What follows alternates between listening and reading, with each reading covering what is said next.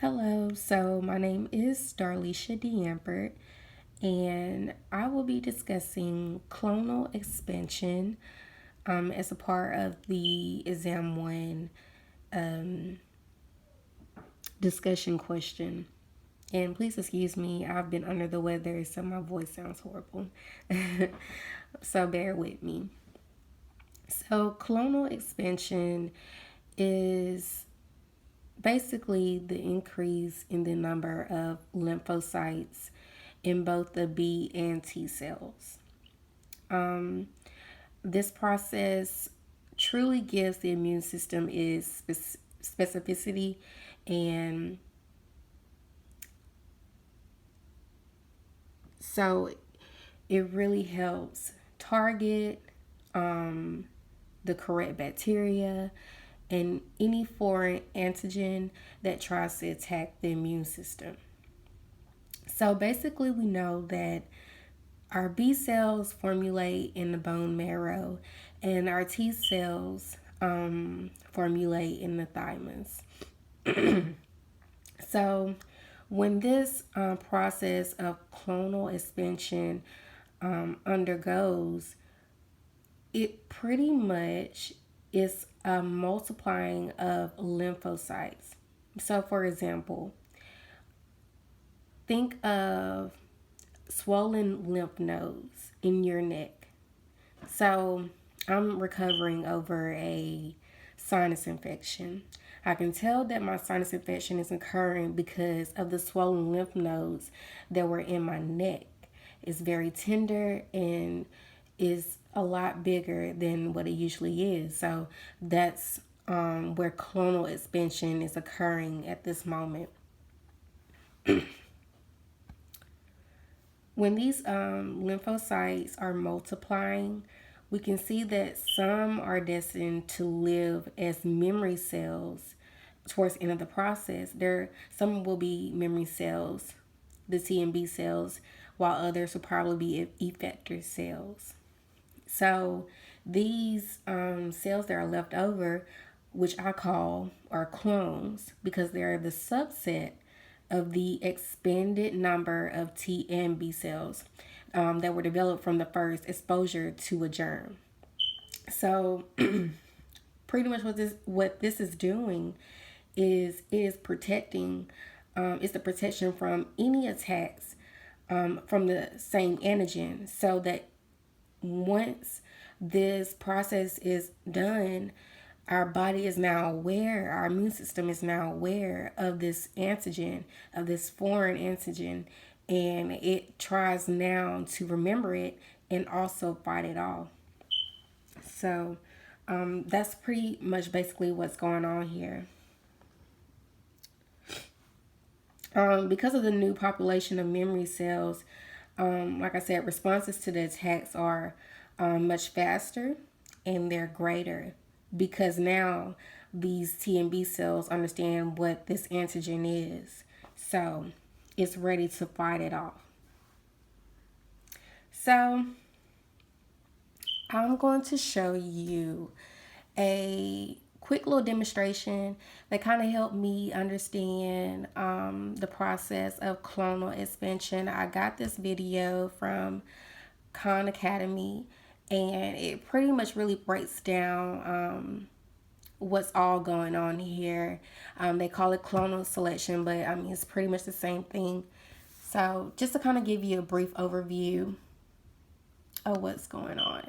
I'm not going to let you see the whole video because it's almost 10 minutes long, but just to kind of give you the gist of what's going on here. So right now we're showing an image of the human body, and just to kind of skip over, it's showing you, we see that the bone is there, and like I said before, in the bone is the bone marrow, and that's where those B cells are located. And just to skip over, right here. So in the bone marrow, we have these B cells, and these B cells have these specific receptors to understand to a specific pathogen or whatever that may come and interrupt the immune system.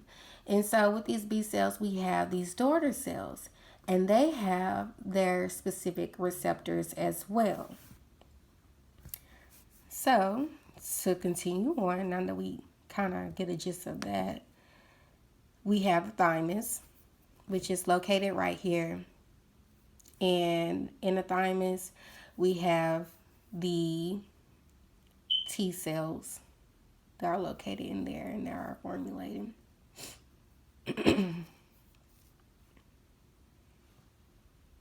Okay, skip on over.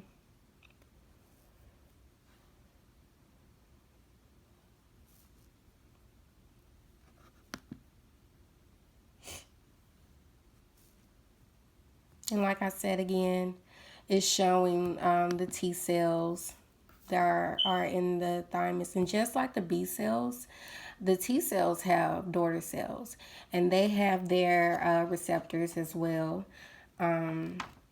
Those unique receptors that we talked about.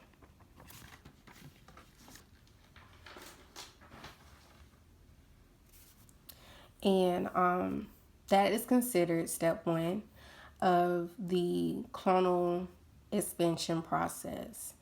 Now let's skip on over to the lymph node.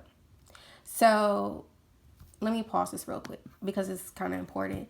So when there's an area of infection occurring on the body, those B and T cells are going to move towards that area of infection. They have a signal, hey, I'm hurting, something is not right, let me go to that area. So these B and T cells are now gathering in that lymph node of that area, or the area of infection. I'm sorry that my hand is in the way. Let's skip over to trying to find a good stopping point. Okay, so right here, we have these bacterias, whatever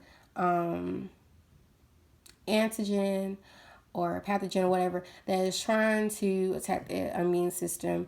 We have those bacteria that are trying to enter into the lymph node, and we have these dendritic cells. They're out here, they're fighting the war, the bacteria is trying to attack them as well. So all of these are going to enter into the lymph node. So what's going to happen is that, like we said before, these bacteria, they're going to attach themselves to the T cells.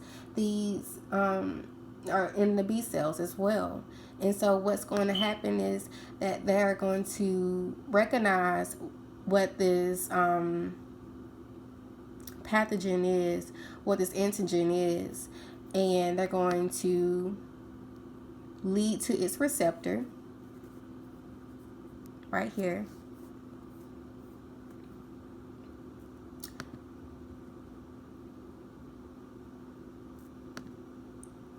And fight off its bacteria. So they're entering into these, right here, these T cells, and then as well as the B cells.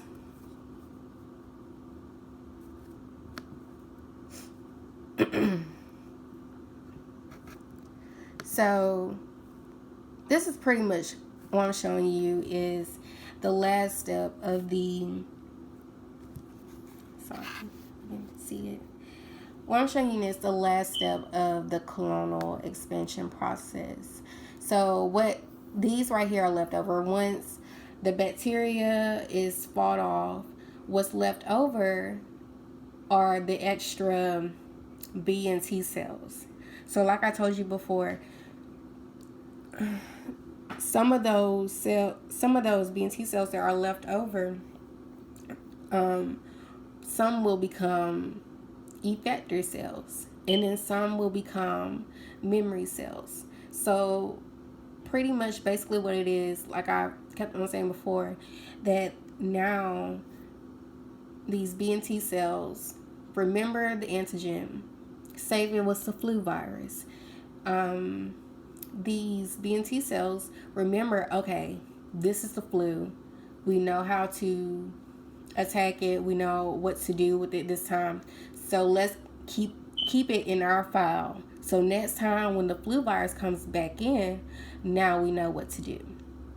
So that's pretty much a basic summary of what I got out of the clonal expansion, and hopefully it was simple enough to understand. Dr. Blair, please do not use this video because I sound very awful, but I hope it was understandable. Thank you.